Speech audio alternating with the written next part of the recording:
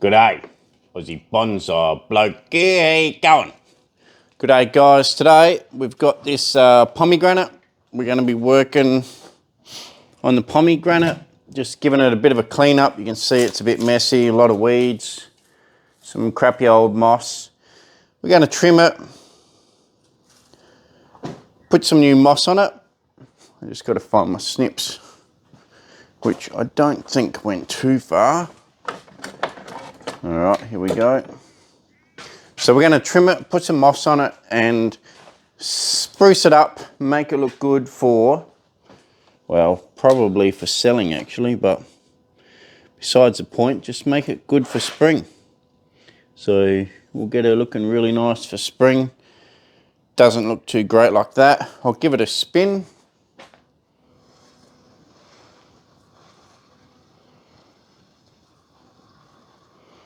Okay, it's got a beautiful twisted trunk on it. So what we're going to do first is probably do the top, because as we trim the top, stuff's going to fall onto the pot, and then when we weed it, well, that'll get rid of all the stuff that falls on the pot, so won't have to double handle things, you know. So what we're going to do, this tree is pretty well developed. There's no need for wiring on a tree like this. It's just strictly clip and grow from now on. It has been a really nice tree to me, really healthy. And I don't know, it's kind of done itself in a way. I've just trimmed it here and there, gave it an initial style, a little bit of a carve. And it's one of those trees that you just stand back after, well, I think I've been working on it for 12 years, 13 years. And you just stand back after working on it all that time and you think, how did you get so damn beautiful? But that's it, that's this tree. So what we're going to do is we're just going to trim all the divisions back to the first node. If something's too fat, we're just going to cut it completely off, because I didn't give this a summer prune, and because of that you have things like this one up here which is way too fat.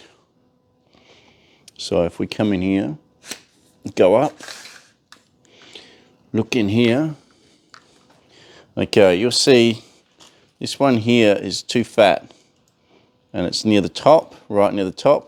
We should be looking at these fine branches like this. Okay, like this one. By the time we get to here, that's what we should be looking at. Instead, we're looking at this big fatty. So what we're going to do is we're actually going to come in here and chop it right back. And it'll have to grow some new stuff out the top. We could even come back in. Oh, the camera's being a pain in the freaking neck right now. We could come back in here and chop it back here, or we could chop this whole shoot off. Okay, in there. That'll get rid of the whole shoot. And then there's some fine stuff underneath. Let's do that. Okay, so you can see, because of the lack of summer pruning, there's a couple branches that have fattened up too much, but you can see where it's come from. There's plenty of little stuff here to take its spot, so it won't be missed in that circumstance. But if you do let a tree grow too much during summer and it fattens up branches, they're not always quite that easy to sort out. Sometimes it will actually wreck the structure of the tree. You'll have to then cut it back hard like I did, but there may not be anything to replace the fat branch that you cut off, because it might not have shot something else out that can take its place. But in this case we were lucky. Just going to get some other snips. In this case we were lucky and it gave us something to take its place. Okay, here we got another really big fat one. This one's grown from down low, so let's cut that one off. Don't need that one. In general, I think we've been pretty lucky. A lot of the fat new growth hasn't wrecked the structure, because I'm pretty sure I let it grow all summer and never touched it. Just water and that's it. So we're just going to come through and chop everything back nice and short.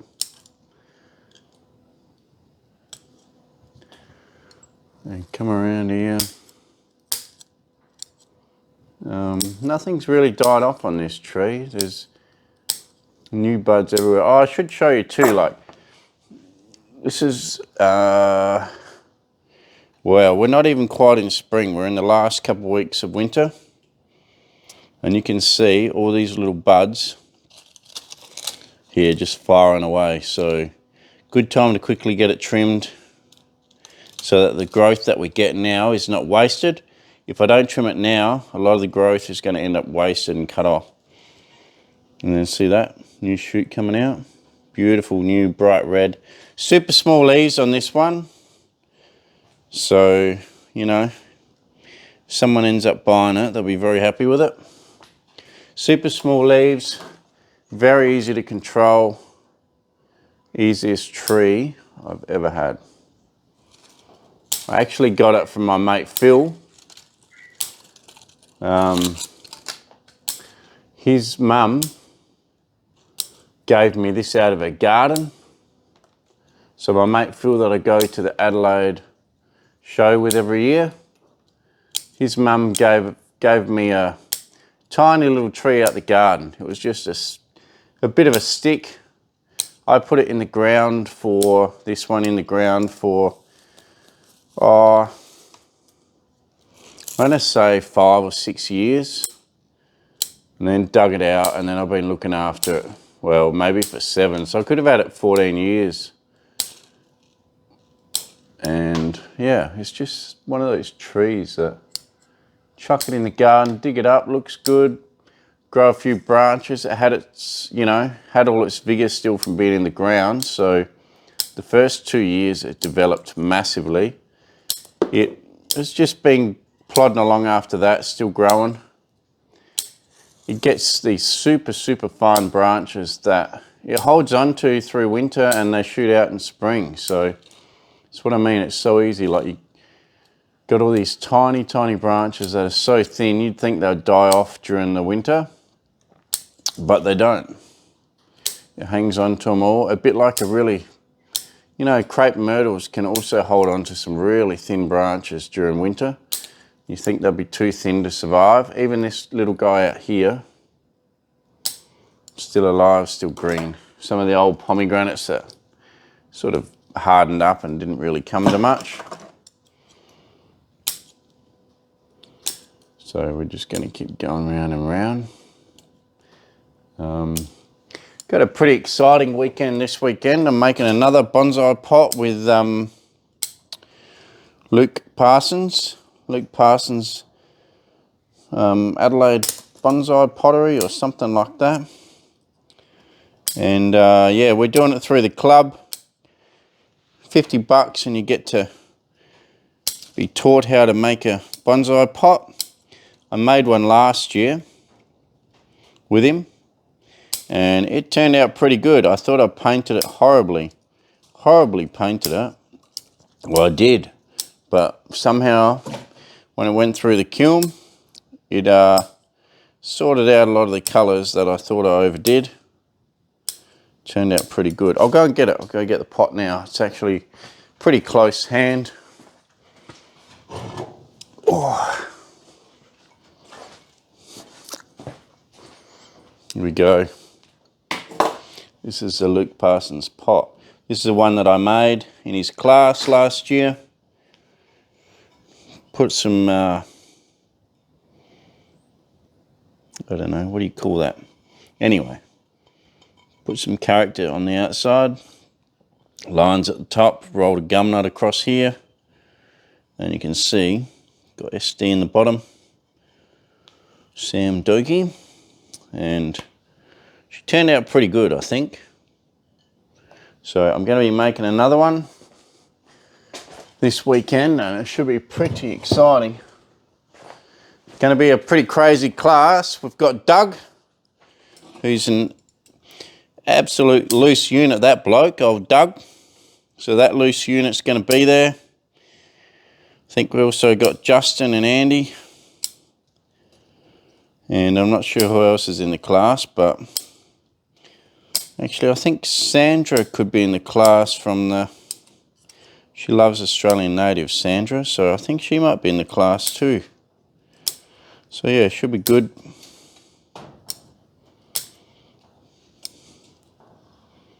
Have another pot made by me. And hopefully it doesn't crack in his kiln. So as you can see, pretty much just going around doing an outside prune. Don't really have to select anywhere for 2 buds, because once a tree gets pretty ramified and developed like this, they're actually really well behaved, as in they don't throw out 3 or 4 from one little spot. I mean, especially not this tree. Some trees might still, but this one doesn't. So you don't have to do much selective pruning on cutting out branches. You're really just shortening tips. This is really the end game in a tree, where you can just go back, trim the outside silhouette pretty much. You don't have to do a lot of cleaning up, apart from where you let something get too fat like there. And you're just chopping it all back short, ready to shoot again. And then when the shoots get out to, you know, 5 to 7 nodes during this, here's a big branch I've got to get rid of. So when the shoots get out to 5 or 7 nodes in spring, I'll then come back and probably just kind of hedge it, I guess, in a way. And for the summer, that's what I should have done this last summer, is just hedge it a couple of times during summer. And that forces it to, you know, balance the tree out. Any weak areas then get a chance to catch up. And the strong areas obviously get cut back, so they have to reshoot. The weak areas, if they're quite weak, probably won't be out to that sort of silhouette that you trim it at. And they, you know, they won't get cut off, so they'll be able to just keep growing and catch up to the rest of the canopy. So you can see this is really quite easy work, quite therapeutic if you're, you know, on your own in the shed and you're just trimming these branches. You don't have to think a lot. You're pretty much just chopping them all back to one node pretty well. Unless you've got an area that's really weak and a long way behind. So if this branch here, I've left 2 or 3 nodes on because it's quite weak, that one. So what I'll do, and then see how this one here is too fat, I might even come back, chop that one back, just getting too fat. And then that will shoot out pretty quickly out to the outside again. Yeah, so what I'll do with this one here, this weaker one, is I'll now put it outside in the bonsai area, and that will be the first one that gets any sunlight.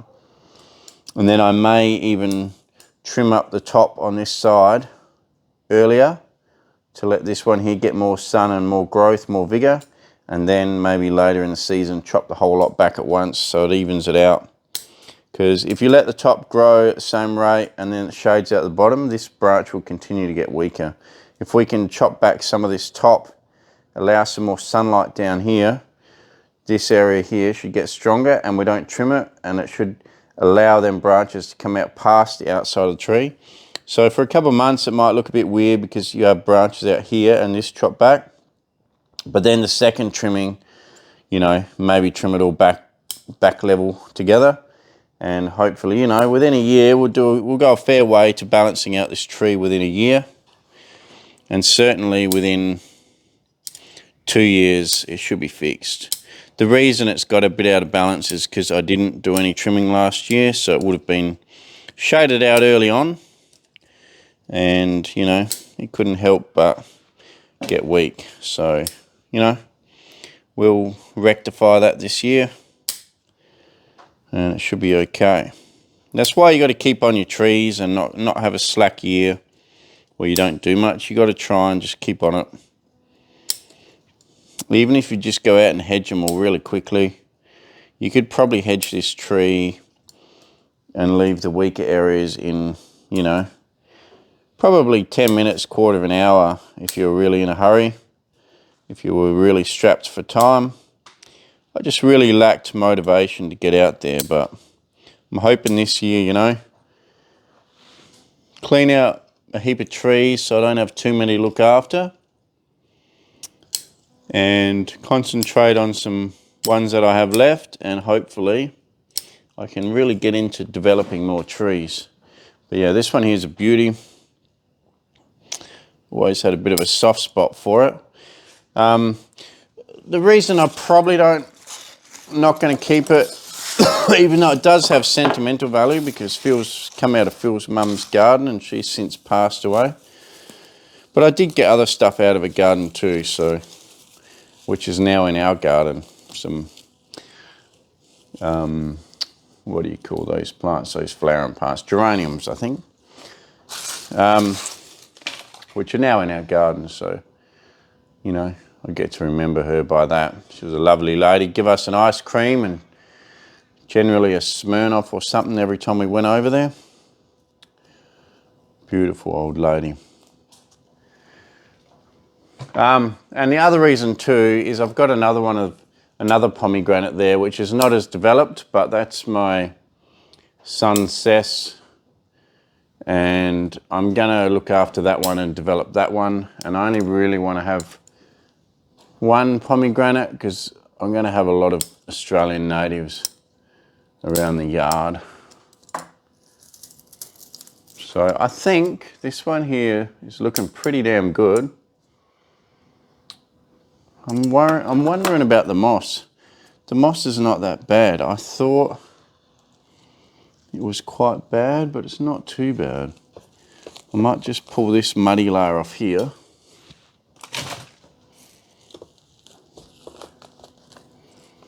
Okay, there's still some nice moss in the front here. I'll just pull the bad bits off.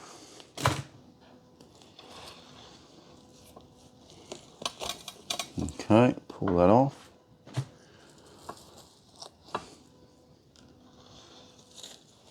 Pull this corner off. Yeah, so I guess it's not that great, the moss, but you can see this trunk's starting to twist around that way. You can see the roots twisting, and it's got a beautiful old trunk to it. Yeah, look, I'll get rid of most of it, apart from there's one good clump. The one good clump probably didn't have any weeds on it, so. Another cool thing about the pomegranate, it's a little bit like the crepe myrtle. The bark starts to flake off like that. And then you get these cool little crazy sort of like bark features of the contrast between the smooth and the older rough bark. But it just peels off naturally, so that's pretty cool. So we're just going to take a fair bit off. It's not in need of a repot yet. Still put on some really good growth last year. So it's still quite healthy, and if you water it, the water goes straight through pretty easy still. So if the water's still going through easy and the tree's still got good health, no need to really repot it, unless you want to change the pot out. This pot's a really cool pot. I think it was a cheapish pot, but it's really cool as in the way this pot stains from, I don't know, calcium and stuff. It gives this really cool look to the outside, like a real antique pot. And it's always been like that, and I've really loved it. And I've had quite a few comments on this pot. You know, how do you get it to do it like that? And to be honest, it's only this pot. No other pot in my collection does this. Just this pot has just got this beautiful patina on it. Just all over it. Looks really good.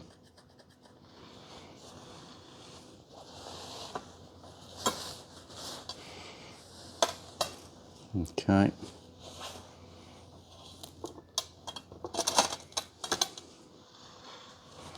So yeah, I'll put some moss on it and give it a bit of a fertilise, and she should be good. You know, should be shooting out and looking pretty damn special in only a month. Beautiful tree.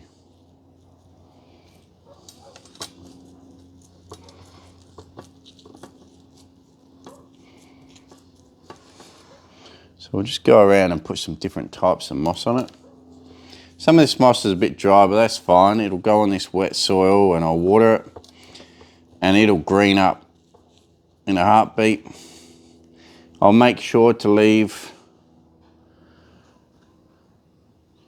these cool roots here. I'll make sure to leave the cool little roots exposed. Well, not little, they're quite big now. So you can see the twisty roots in it. Because that's one of the really nice features of this tree also.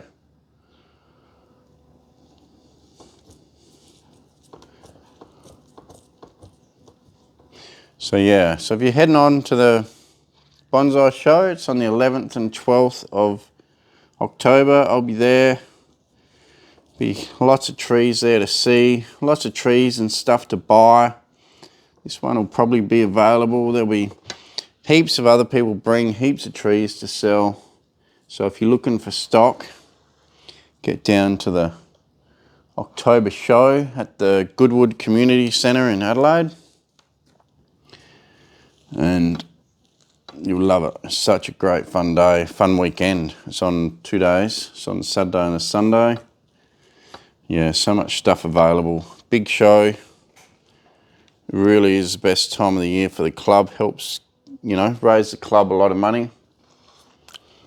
They take 20% of all sales, which is, you know, they provide the selling platform for a lot of people. And it's like a donation to the club. At the same time, you get to sell stuff that you want to move on or that you don't like, stuff that you think's crap, you can move it on as well, because people buy a lot of crap there as well. Not everything there is good. Some people just use the show to offload their crap, but I do a bit of both. I get rid of some crap, I get rid of some stuff that I've lost interest in developing, some stuff that, you know, maybe I just want to move on to someone else, because I love a tree when it gets to this stage where it's pretty, well, you call it finished, you know, pretty much finished. But then I also get a little bit bored because I love developing trees. Developing trees is my favourite. Just giving it a trim once in a while it's easier, probably the easiest stage of a bonsai, it also can be less interesting to someone like me. I'd rather be working on a tree, developing it. And does it mean that my collection's going to suffer? Yes, because, you know, instead of seeing some really nice trees on the bonsai benches, you'll just see a heap of stock trees. And there is going to be some good trees that I don't want to get rid of as well. But yeah, anyway, I'll stop harping on here. I just mossing and trying to, you know, talk at the same time. Oh, on other news, I got my very first tree into the National Arboretum, Canberra. First ever tree. I did that start of this year.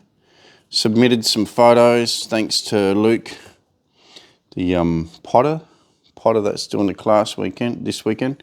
Luke and David. So David's a photographer and he did some good photography work for the club and made my tree look better than it is, which then made them accept it, even though if they saw it in person, they probably wouldn't have. But thanks to David and Luke, they did accept it. And it is now in Canberra as of, I think, March. Was it back in March? April, I'm not sure. But they've had it for good 2 to 3 months now. And they've probably taken a lot better care of it than I do. It was a thirsty mongrel, I tell you. Every time you water that tree, you may as well just turn around and water it again. I think it needed about 4 waters a day, that tree. It was in my Mallee style Melaleuca, which I've had for a long time. I'll put a photo in now of the tree, the one that David took.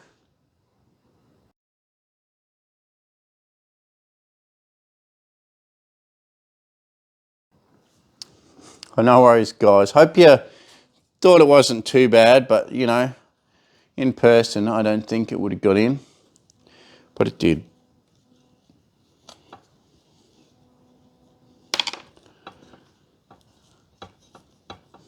So I think the deal is they look after it for and keep it in their display for 2 years. So, you know, as long as it doesn't die, 2 years later I'll get it back. If it does die, I think they have insurance on your tree, so I'll give you a little bit of a compensation, probably a few grand, couple of grand or something, if it does die. But if it survives, which it should because it's in the care of the best carers in Australia, yeah, you get a tree back looking better, a lot better than when you sent it off. So it's good, and it's also like a, I don't know, like a pat on the back. It's like something that most people in Australia kind of aim for, is to try and get a tree into the National Arboretum. It's really a privilege to be able to put a tree in there. And I'm pretty excited that I got one in there.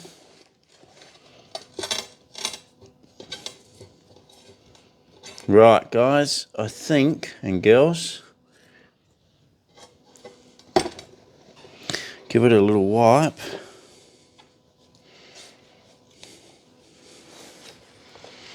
Yeah, you'll love this pot. This pot, I'll give you a close-up in a minute. This pot is beautiful. Beautiful pot. So, just give it a little bit of a water.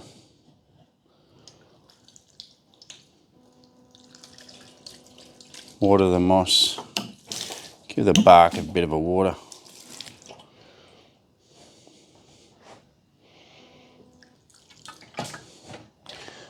Squash the moss in nicely.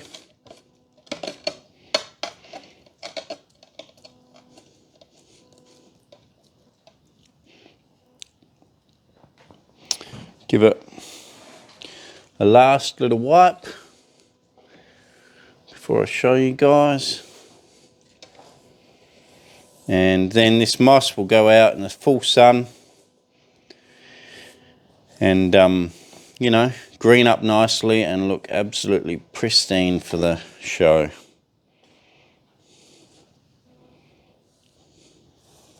Perfect.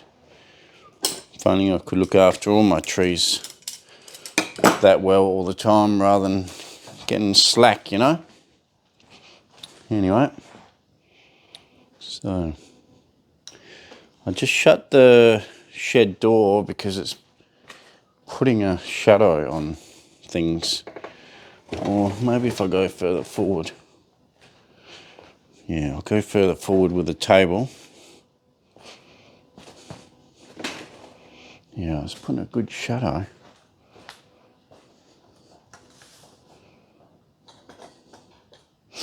Right. So, best views down here somewhere. Come back a bit. So I'll give you a full spin of that first. And then I'll give you a close-up of this beautiful trunk that just twists around. And the trunk's still developing, it'll get better. Just noticed a couple branches on the inside here that I missed. Get rid of them. And I might go through and just chop a couple little ones off that I missed later, but you get the picture. Right, let's give it a spin.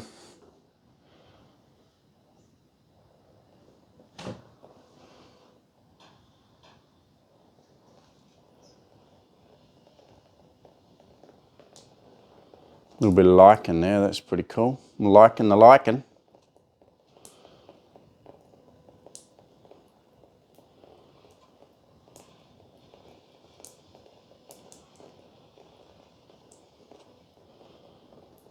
Right. Now let's take you guys off the stand for a second.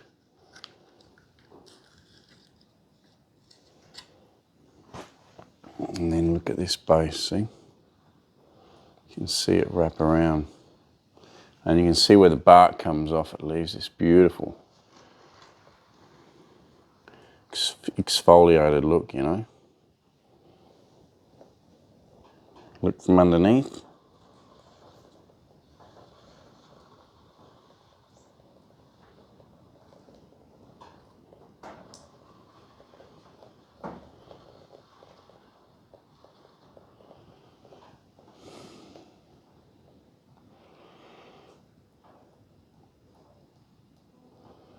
There you go.